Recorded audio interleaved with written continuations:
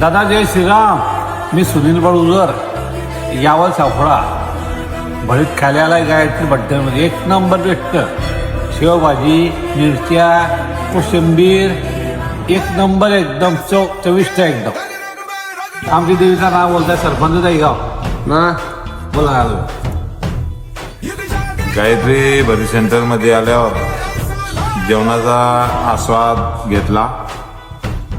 एकदम best quality.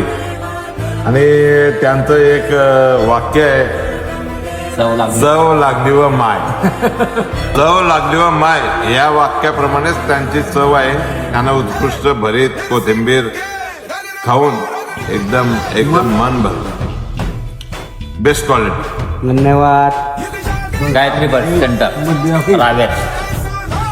उत्कृष्ट चव, खरोखर चव लागली व माय.